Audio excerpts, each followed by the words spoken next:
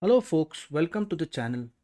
If you wish to learn how to fix command prompt error 740, then we have only one option, and that is you must enter the command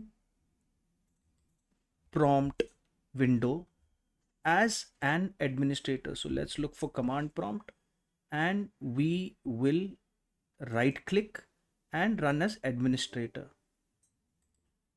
So now when we type in any command here, it will not show the said error.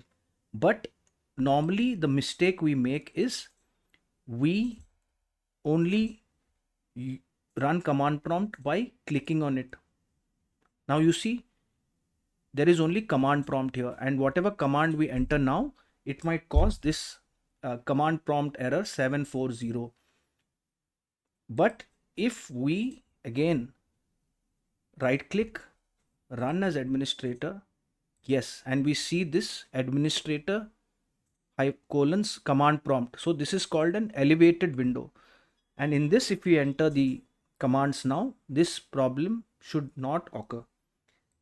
If this video helped you, then please subscribe to the channel. Enjoy your day.